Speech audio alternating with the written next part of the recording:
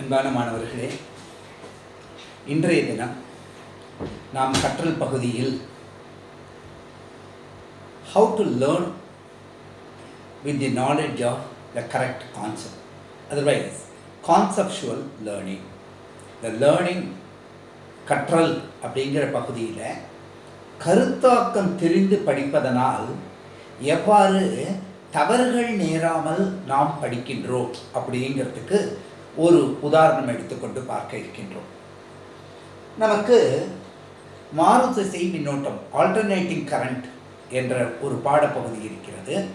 அதில் மிக முக்கியமாக மாறுதிசை மின்னோட்டம் என்றால் என்ன, ஆர்எம்எஸ் மதிப்புகள் என்றால் என்ன, அதன் பின்னர் அந்த மாறுதிசை மின்னோட்டமானது ஒரு தூய resistor, pure resistor, AC circuit containing pure resistor, pure inductor, pure capacitor, இதை தொகுத்து எல்சிஆர் சுற்று என்பது எவ்வாறு வருகின்றது, அதிலிருந்து பவர் லாசஸ், அதற்கப்புறம் டிரான்ஸ்ஃபார்மர் என்பதை எவ்வாறு செயல்படுகின்றது, சோக் என்பது எவ்வாறு செயல்படுகிறது. இந்த தொகுத்து தான் இந்த மாறுதிசை மின்னோட்ட பாடத்தினுடைய மொத்த பகுதி. இதற்கு ஆதாரமாக இருக்கக்கூடியது நமக்கு இந்த பியூர் இண்டக்டர். இப்போ பார்ப்போம், ஒரு ரெசிஸ்டர் அப்படிங்கிறோம், ஒரு மின்தடை. இந்த மின்தடை என்பது ஒரு மாறுதிசை மின்னோட்ட மின் மூலத்துடன் இணைக்கப்பட்டிருக்கிறது. அந்த மாறுதிசை மின்னோட்டத்தினுடைய மதிப்பு E = E0 sin omega t. இந்த ஒமேகா என்பது 2πf ஃப்ரீக்வன்சி, ஏனென்றால் மாறுபட்டு கொண்டிருக்கக்கூடிய அந்த அதிர்வெண்ணை கொண்டிருக்கிறது அப்படிங்கிறது நமக்கு தெரியும். அப்போ நமக்கு இந்த டெரைவேஷனை நம்ம பார்க்கின்றோம். எப்படி அமைகின்றது, முதல்ல கொடுக்கப்பட்டிருக்கிறது, இங்கே வோல்டேஜ் கொடுக்கப்பட்டிருக்கு, E = E0 sin omega t. நமக்கு பேசிக்கான வாய்ப்பாடு ஓம் விதி தான், கிர்காஃப் விதி தான். V = Zi. இந்த V என்பது நமக்கு மின்னழுத்த வேறுபாடு, Z என்பது மின் எதிர்ப்பு, இங்கு R என்பதனால் அது குறிக்கப்படும். I என்பது மின்னோட்டத்தினுடைய அளவு, இது வோல்ட்டில் அளக்கிறோம், இது ஓமில் அளக்கிறோம், இது I என்பது ஆம்பியர்களில் அளக்கிறோம். இது தெரியும். அப்போ இதை சமன்பாடு 1 என்று எடுத்துக்கிறோம். சரி, இப்போ இந்த ஓம் விதிப்படி I என்பது therefore I = என்னென்று எழுத முடியும், E / இந்த மின்தடை மதிப்பு R. அப்போ E0 / R into sin omega t. இங்கே எந்த காம்ப்ளெக்ஸ் குவான்டிட்டியும் இல்லை, எந்த கடினமான பண்புகளும் இல்லாததுனால டைரக்டாக எடுக்க முடியும். அப்போ இந்த மதிப்பு தான் I0 என்று ஆகின்றது, sin ஒமேகா t அப்படின்னு எடுத்துக்கிறோம். அப்போ மின்னோட்டம், மின் அழுத்த வேறுபாடு, இவைகள் ரெண்டு தான் நமக்கு மிக முக்கியமான காரணிகள். இங்கே கொடுக்கப்பட்ட மின்தடையை ஒட்டி பார்க்கும் பொழுது இந்த அமைப்பு வந்திருக்கு. சரி, சுலபமா இருக்குது. இப்போ இதுல என்ன அப்படின்னு பார்த்தா, இந்த கவனிங்க, இந்த மதிப்பு அந்த இன்ஸ்டன்டேனியஸ் வோல்டேஜ், இது உச்ச மதிப்பு, பீக் வேல்யூ. அப்ப இந்த இதுக்கு தான் கட்டம், ஃபேஸ் என்று குறிப்பிடுகின்றோம். அப்ப இது ட்ரிகோனோமெட்ரி ஃபங்க்ஷன்.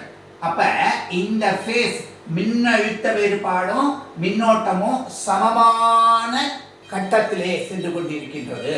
அதாவது they are in phase with each other அப்படின்னு பார்க்குறோம். இது வோல்ட் அப்படிங்கிற அலகுனால அளக்கப்படுறது, இது ஆம்பியர் அப்படிங்கிற அலகுனால அளக்கப்படுகின்றது. இதுதான் இங்கே இருக்கக்கூடியது. சரி, அப்ப என்ன சொல்லலாம், இதை ரெண்டுத்தையும் சேர்த்து மின் அழுத்த வேறுபாடும், அதாவது 1, 2 சமன்பாடுகளில் இருந்து நம்ம மின்னழுத்த வேறுபாடும் மின்னோட்டமும், voltage and current are in phase with each other.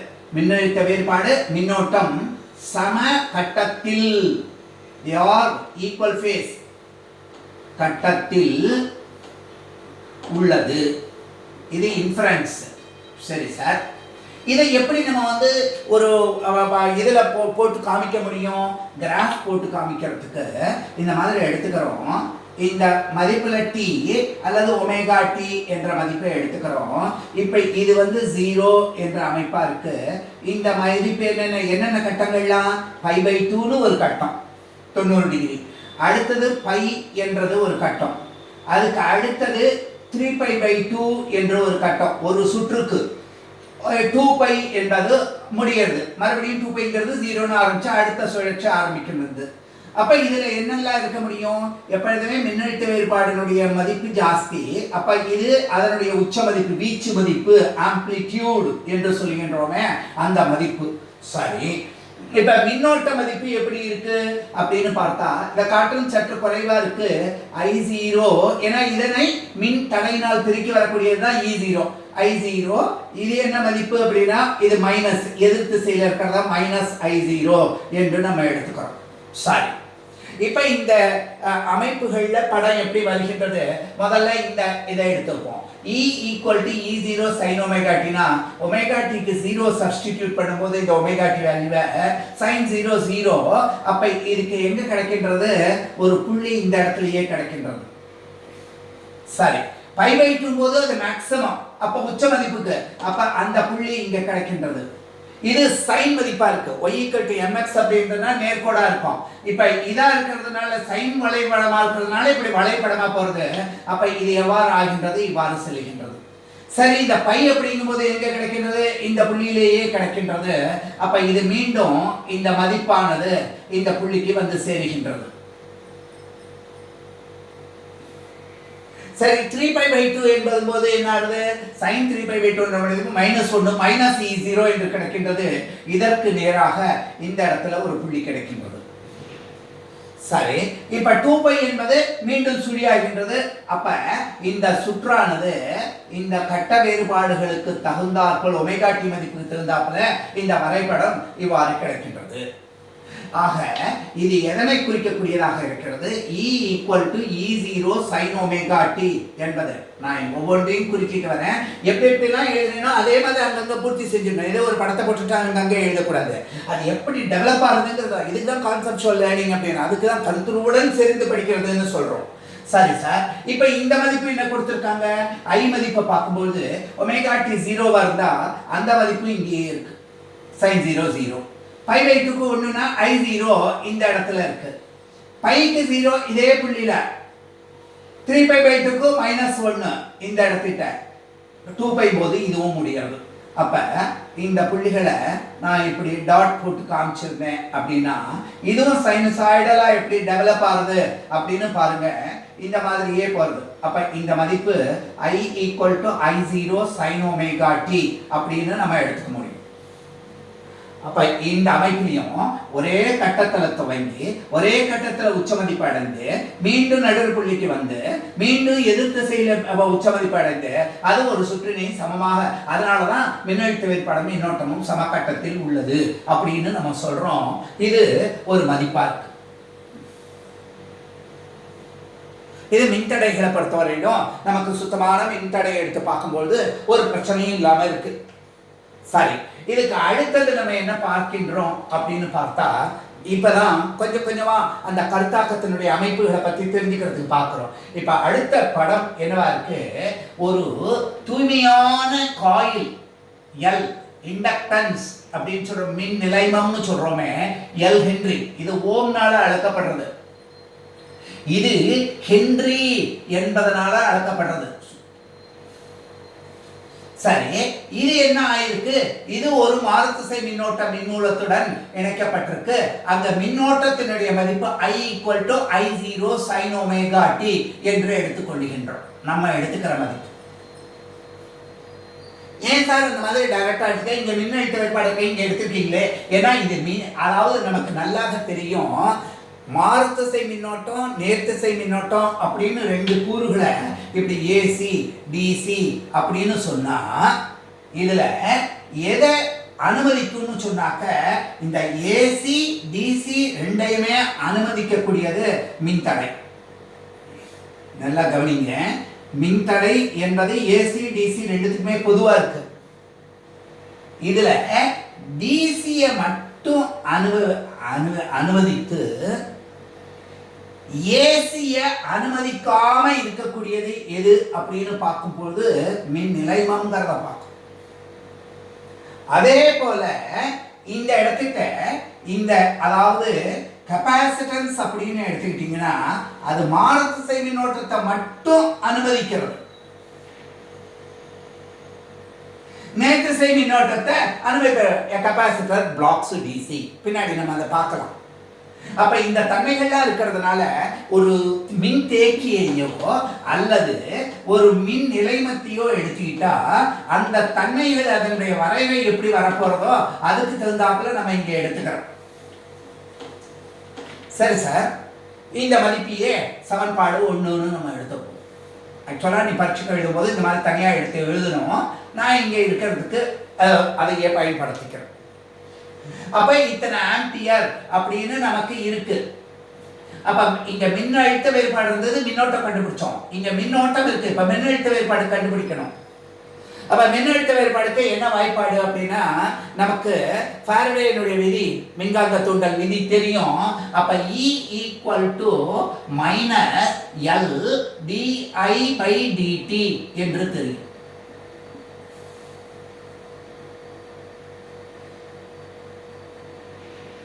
சரி சார், இப்ப இந்த இடத்துல இருக்கக்கூடிய மொத்த மின்னழுத்த வேறுபாடுடைய மதிப்பை V அப்படின்னு சொன்னா இந்த சுற்றுல நம்ம கிர்ச்சாஃப்னுடைய விதியை பயன்படுத்தலாம். இதுல மொத்தமா இருக்கக்கூடிய மின்னோட்டத்தினுடைய மதிப்பு என்ன அப்படின்னு கேட்டா நமக்கு இங்க ஒண்ணு நல்லா கவனிச்சு பாருங்க. இது சுத்தமான மின் நிலைமம், பியூர் இண்டக்டர். அப்ப எப்ப பியூர் இண்டக்டர் அப்படின்னு எழுதுறோமோ ஃபார் பியூர் இண்டக்டர், அதாவது மின் நிலைமம் காயில் அப்படின்னு எல்லாம் சொல்லும் பொழுது அதுக்கு ஆரோட மதிப்பு என்ன ஆகுது? 0. அப்ப வியோட மதிப்பு மொத்த மின்னழுத்த வேறுபாடுடைய மதிப்பு என்னவாக இருக்கின்றது அப்படின்னு சொன்னா I × R மதிப்பு 0ன்னு ஆயிடும். அப்ப கிர்ச்சாஃப் விதிப்படி அந்த மொத்த மின்னழுத்த வேறுபாடு பிளஸ் இதுக்கு நடுவுல கிடைச்ச மின்னழுத்த வேறுபாடு ஈக்குவல் என்னன்னா நெட் மின்னழுத்த வேறுபாடு. இந்த கான்செப்டை தான் நம்ம கொஞ்சம் நல்லா தெரிஞ்சுக்கணும். அப்ப V = இந்த E என்பது இந்த பக்கம் போகும்போது -L di/dt.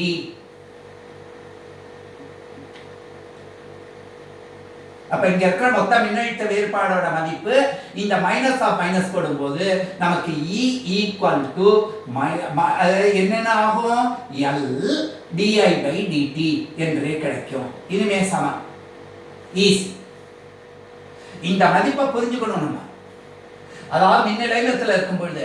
அப்ப இந்த மதிப்பு வந்தாச்சு அப்படின்னு சொன்னாக்க உடனே நம்ம என்ன எழுதலாம்? therefore E = L d/dt of I sin ωt அப்படின்னு எழுதிடும். அப்ப sin a θ மாதிரி இருக்கு, இங்க I மின்னோட்டம் காமனா இருக்கு. அப்ப அந்த மதிப்பை நம்ம வெளியில எடுத்துறோம். I0 sin ωt. அதுல I0 உச்ச மதிப்பு, ஆம்ப்ளிட்யூட் வீச்சு மதிப்பு எப்படி என்ன மாறுது அதை எடுத்துக்கிறோம். அப்ப I0 தனியா வந்தாச்சு. இந்த L இருக்கு d/dt of sin a θ னா a cos a θ. அப்ப அந்த ஒமேகாங்கறத கொண்டு வரும்போது இங்க ஒமேகான்னு எடுத்துக்கிறோம் into cos ωt. சரி சார், இதை மறுபடியும் எப்படி எழுதலாம்? I0 × L omega. இந்த L ஒமேகாங்கிற இந்த பதிவை XL அப்படின்னு எழுதுறோம். இதைத்தான் நம்ம மின் எதிர்ப்பு, ஒரு மின் நிலைமம் தருகின்ற மின் எதிர்ப்பு. அப்ப இந்த XL என்பதனுடைய மதிப்பு L ஒமேகா. ஒமேகாவினுடைய மதிப்பு 2πf அப்படின்னு சொன்னா 2πf × L அப்படின்னு நம்ம எழுதலாம். இந்த மின் எதிர்ப்பினுடைய மதிப்பு ஓம் என்ற அலகுனால தெரிகிறது. அப்ப XL இத sin வடிவத்தில் எழுதினா cos θ = sin θ + π/2. அப்ப sin ωt + π/2.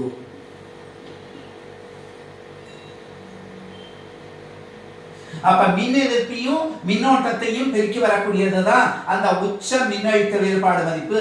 அப்ப E0 sin omega t plus pi by 2. அப்ப E equal to, இதுதான் நம்ம சமன்பாடு 2. இங்க இருக்கக்கூடிய மின்னழுத்த வேறுபாடு மதிப்பை கண்டுபிடிச்சிட்டோம், வோல்ட்ல இருக்கு. அப்ப இங்க இந்த மதிப்பை சமன்பாடு 1ஐயும் சமன்பாடு 2 எப்படி இங்க ரெண்டையும் கம்பேர் பண்ணுவோம். அப்ப எழுதும் பொழுது மின் அழுத்த வேறுபாடு வோல்டேஜ் மின்னோட்டத்தை காட்டிலும்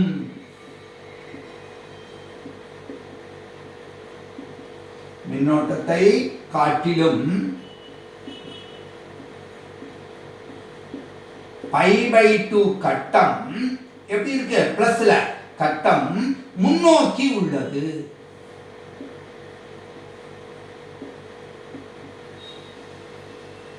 ஆங்கிலத்தில் முன்னோக்கி உள்ளதை என்னன்னு சொல்லுவான், லீடுன்னு சொல்லுவான். அப்ப லீடு அப்படின்னு சொன்னா நம்ம உடனே என்ன தெரிஞ்சுக்கலாம் அப்படின்னு பார்க்கும்போது எல் அப்படிங்கறதுல லீடு எது, voltage. in L voltage OL voltageங்கிறது L வருது, LL அப்படின்னு நம்ம அந்த ஒரு இதை நினைச்சுக்கிட்டோம்னா இமீடியட்டா L leads. எது லீட்ஸ், வோல்டேஜ் லீட்ஸ். அப்ப கரண்ட் என்ன ஆகுது, லாக் பின்தங்கி செல்கிறது. சரி சார், அப்ப இதுக்கு ஒரு வரைபடம் எப்படி எடுத்துக்கிறது, முன்னாடி மாதிரியே தான், இதெல்லாம் ஒரே சீக்வன்ஸ். புரிஞ்சுக்கிட்டா ரொம்ப சுலபம். இங்க என்ன இருக்கணும், E0 இருக்கணும், இதுக்கு என்ன இருக்கணும், E0 இருக்கணும், இதுக்கு I0 இருக்கணும், இதுக்கும் I0 இருக்கணும். ஒரே ஒரு இது நல்லா புரிஞ்சுங்க. புத்தகத்துல படிக்கும் போது பகுத்தாய்ந்து படிக்கணும்னு சொல்றேன். முதல்ல இந்த முழுமையான தன்மைகளை தான் எடுத்துட்டு அதுக்கப்புறம் அந்த பவர் ஃபேக்டரோ அல்லது RMS வேல்யூ தனியா கொடுத்திருந்தா அதை தனியா எடுத்து படிச்சு இதை கூட தொகுத்துக்கணும்.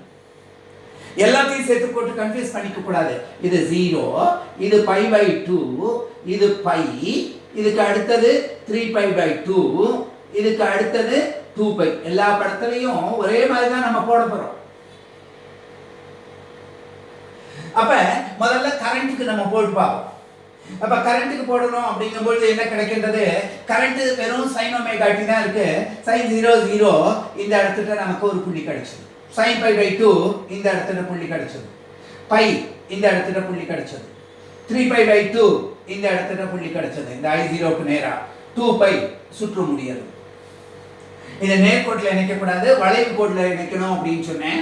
அதனால இந்த முறையில செஞ்சு தோராயமான வளைகோடு, சைன் கோடு கணக்கு நிறைய படிச்சிருக்கீங்க. அப்ப உடனே இந்த வரைவு எதை குறிக்கின்றது, I = I0 sin ωt குறிக்கிறது.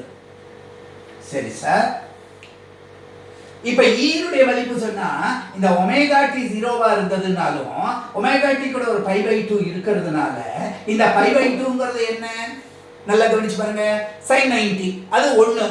அப்ப அந்த ஈருடைய மதிப்பு என்ன மதிப்பாகுது, E0 மதிப்பாயிடும் நமக்கு.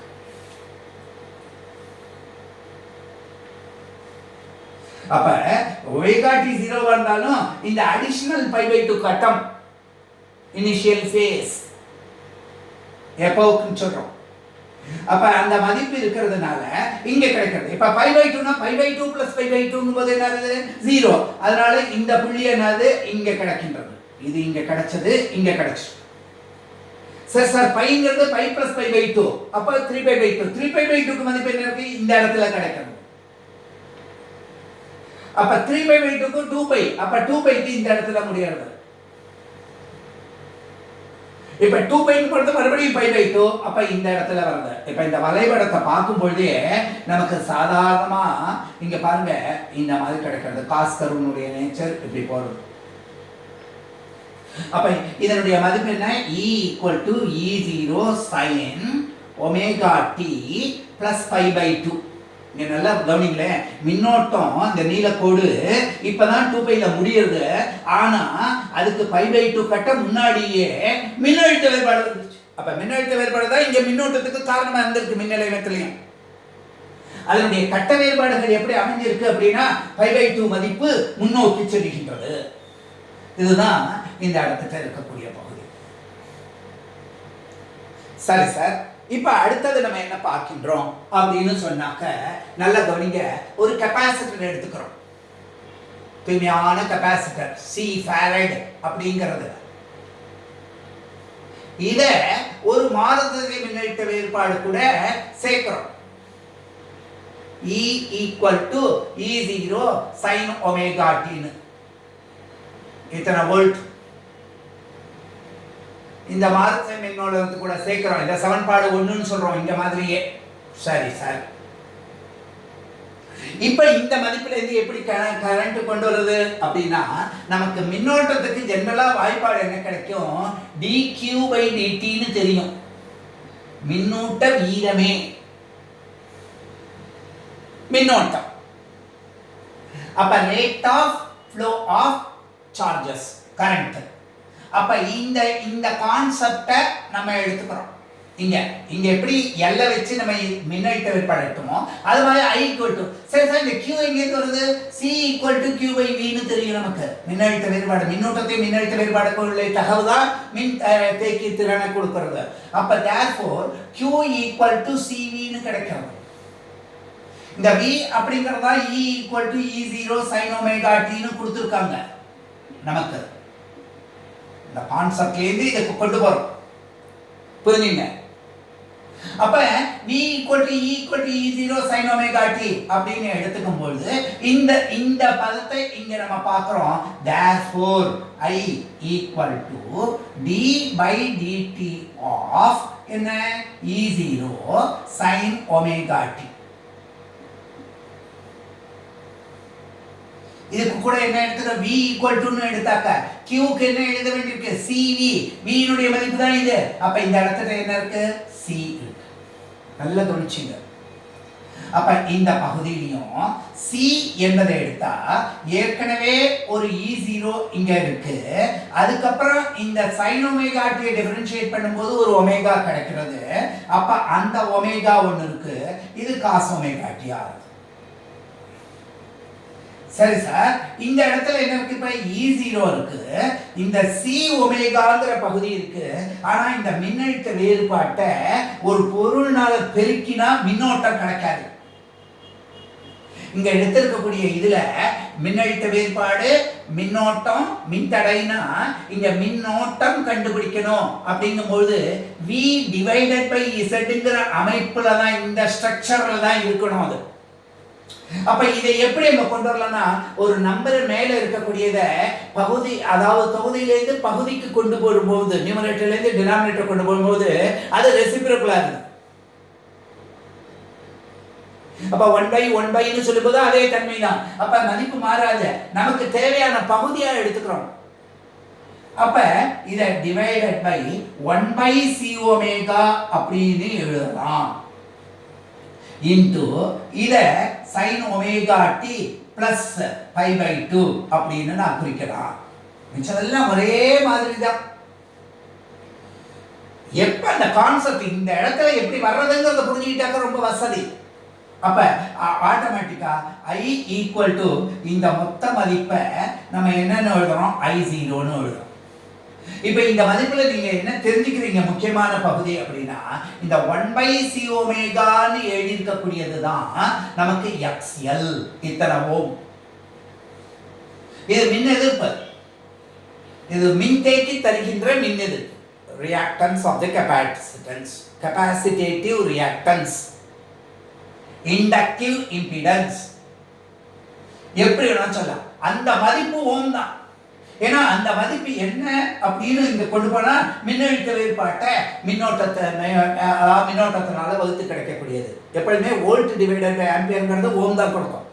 C என்பது ஃபாரட்ல அளக்கப்பட்டாலும் 1/c ஒமேகாங்கிறது நமக்கு என்ன கொடுக்கறதுன்னா ஓம் மதிப்பை கொடுக்கறது. அப்ப I0 sin, இந்த இடத்திட்ட பாருங்க நம்ம என்ன எழுதியிருக்கோம், sin ஒமேகா t பிளஸ் π/2. நல்லா புரிஞ்சுங்க, எழுதி வச்சு பண்றதை விட ஸ்டெப் பை ஸ்டெப் புரிச்சுட்டு போனா எப்படி ஓடி வர்றது பாருங்க. நம்மகிட்ட இயற்பியல்ங்கிறது இனிய இயற்பியல். அதை எவ்வளவு தூரத்துக்கு நம்ம லவ் பண்றோமோ அந்த அந்த சப்ஜெக்ட் இருக்கு இல்லையா, இயற்பியல், இது மாதிரி ஒரு சப்ஜெக்ட் அறிவியல்ல கிடையவே கிடையாது. எல்லா இடத்துலையும் கணக்கும் வருது, தன்மைகளும் புரியுறது, பயன்பாடுகளும் பெருசாக இருக்கு. ஆக நீங்கள் இதை அனுபவிக்கணும். அப்ப இந்த மதிப்பு தான் நமக்கு இங்க மின்னழுத்த வேறுபாடு இருந்தது, மின்னோட்ட மதிப்பு கண்டுபிடிக்கிறோம். மின்னோட்ட மதிப்பு இருந்தது, மின்னழுத்த வேறுபாடு கண்டுபிடிக்கிறோம். அப்ப அந்த மதிப்புல இத சமன்பாடு 2னா சமன்பாடு 1 2 பார்க்கும்போது இங்க நம்ம என்ன எழுதுறோம், மின்னோட்டம், அங்க மின்னழுத்த வேறுபாடுன்னு போட்டோம், இங்க மின்னோட்டம் மின் அழுத்த வேறுபாட்டை காட்டிலும்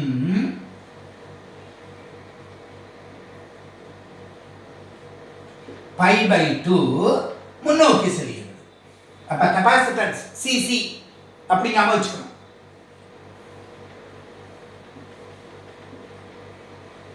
கட்ட மதிப்பு முன்னோக்கி செல்லும். இங்க எல் இண்டக்டன்ஸ்ல வோல்டேஜ் எல் லீடிங், இங்க சிசி கெபாசிட்டன்ஸ்ல கரண்ட் லீடிங். அப்ப வோல்டேஜ் என்ன ஆகும், பின்தங்கி செல்லுது, அவ்வளவுதான். அப்ப இந்த மதிப்பை தெரிஞ்சுக்கிறோம். சரி, இப்ப இதனுடைய வரைபடம் எப்படி இருக்கு அப்படின்னு பார்த்தா இந்த வரைபடத்தையும் அது கூடயே ஒப்பிட்டு நம்ம பார்க்க முடியும். எப்படி வரும் இந்த வரைபடம் தான் இப்ப உங்களுக்கு நல்லா போட தெரியுமே. என்ன என்ன மாதிரி எடுத்துக்கிறோம், முதல்ல அச்சை எடுத்துக்கிறோம். இது ஒமேகா டி மதிப்புல இருக்கு, இது E0, இது -E0, இது I0, இது -I0. இந்த கட்டத்தினுடைய மதிப்பு 0 சுழி. இது π/2ல இருக்கு, இது πல இருக்கு, இது 3π/2, இது 2π அப்படின்னு நம்ம அந்த கட்டத்தினுடைய மதிப்பெடுத்தா இது இப்படியே தொடர்ந்து போயிட்டே இருக்கு. அடுத்தடுத்த சுற்று, ஒரு சுற்றுக்கு படம் போடுறோம். இங்க E=E0 sin ωt முதல்ல போட்டா இந்த இடத்துக்கிட்ட அதனுடைய மதிப்பு நமக்கு இப்படி கிடைக்கிறது, sin 0 0. சரி, இப்ப π/2க்கு இந்த இடத்துக்கு அந்த மதிப்பு கிடைச்சிருக்கு, இந்த π அப்படிங்கிறதுக்கு இந்த இடத்துல அந்த மதிப்பு கிடைச்சிருக்கு, 3π/2க்கு இந்த -E0க்கு நேரா இந்த மதிப்பு கிடைச்சிருக்கு, 2π அப்படிங்கிறதுக்கு இந்த இடத்துல அந்த மதிப்பு கிடைச்சிருக்கு. சரி சார், அப்ப இதெல்லாம் நம்ம என்ன சைன் வளை கோட்டினால இப்படி தொடுத்தா இந்த வரைபடம் நமக்கு இப்படி கிடைக்கின்றது. இது நல்லா சொன்னேன், y=mx நேர்கோட்டில் இல்லை, இப்படி வளைவா இருக்கு. E=E0 sin ωt. இங்க பார்த்தோம்னா இந்த விவாதம் தான். சரி, இப்ப கரண்ட்டுக்கு பார்க்கும்போது என்ன கிடைக்கிறது, போட்ட அதே தன்மைகளை தான் இப்ப நீங்க எடுத்துக்கணும். என்ன அப்படின்னு பாக்குறோம், இங்க பாருங்க sin 0ன்னு சொன்னா அது கூட π/2 இருக்கிறதுனால நமக்கு இந்த இடத்துக்கு அதனுடைய மதிப்பு உச்ச மதிப்பாக இருக்கின்றது. இப்ப π/2 π/2 + π/2 0 என்ற இங்க மதிப்பு கிடைக்கிறது. π அப்படிங்கிறதுக்கு π/2 வந்து மைனஸ் மதிப்பு கிடைக்கிறது. இந்த வீச்சு மதிப்பு மட்டும், ஆம்ப்ளிடியூட் மட்டும் மாறுறது, அதுக்கு தகுந்தாப்புல பார்த்துக்கணும். அப்ப 3π/2 + π/2 2π இந்த இடத்துக்கு அது முடியுது. இப்ப பாருங்க மின்னோட்டம் முடிஞ்சிருச்சு, ஆனா மின்னழுத்த இன்னும் முடியல. அதனாலதான் இங்க பின்தங்கி செல்றதுங்கிறோம். இது அடுத்த சுற்றியே ஆரம்பிச்சிருச்சு. இங்க 2π வரும்போது இந்த இடத்துக்கிட்ட வந்து சேர்றது. அப்ப இந்த இடத்துல இருந்து இப்படி வந்து இந்த காஸ் கர்வ் இப்படி போய் இப்படி வந்து சேர்றது. அப்ப இதுதான் I=I0 sin ωt + π/2 அப்படிங்கிற மின்னோட்டத்தை குறிக்கக்கூடிய வரைபடம். அப்ப இந்த 3 வரைபடங்களும் நமக்கு இந்த தன்மைகளை தெளிவாக காமிக்கிறது. ஆக இன்றைய வகுப்புல உங்களுக்கு நன்றாக புரிஞ்சிருக்கும். ஒரு R மட்டும் உள்ள சுற்று, ஒரு L மட்டும் உள்ள சுற்று, அதுல எப்படி கிர்ச்சாஃப் விதியெல்லாம் பயன்படுத்துறோம், அந்த அமைப்புகள்லாம் எப்படி வந்ததுங்கிறத சொல்லி, அந்த வோல்டேஜ் மதிப்பு என்ன இருந்ததுங்கிறதெல்லாம் சொல்லியிருந்தோம். அடுத்தது ஒரு மின் தேக்கியில என்ன நடந்தது அப்படிங்கிறத பற்றி பார்த்தோம். ஆக மாணவர்களே, இந்த லேர்னிங் கற்றல் என்ற பகுதியில் நமக்கு என்ன காரணத்தை இப்போ கருத்தாய்வு புரிஞ்சிருச்சு அப்படின்னு சொன்னால் நமக்கு இந்த அமைப்புகள் தெரியும். அங்கங்கே சின்ன சின்ன அக்ரோனம், ஆறுங்கிறது பொதுவாக இருக்குது, 2 பொதுவாக ஒரே கட்டத்தில் இருக்குது. எல் அப்படிங்கிறதுல எல் லீடிங் மின் நிலைமம் அப்படிங்கிறதுல. அப்ப எல் என்பது ஹென்றியில் அளக்கப்பட்டாலும் அதனுடைய மின் எதிர்ப்பு XL = L ஒமேகா என்பது ஓம்ல தான் அளக்கப்படுறது. ஏன்னா அது மின்னழுத்த வேறுபாட்டுக்கும் மின்னோட்டத்துக்கும் உள்ள தொடர்பு. அதே போன்ற தன்மைகளை மின் தேக்கியிலையும் பார்த்தோம். அடுத்து LCR சுற்று இந்த அமைப்புலையும் இந்த கற்றல் அமைப்புகள் அந்த கான்செப்சுவலாக எப்படி அமைகின்றது, அந்த ஃபேஸார் டயக்ராம் எப்படி வர்றது அப்படிங்கிறதையும் அடுத்து நம்ம பார்க்க இருக்கிறோம். நன்றி.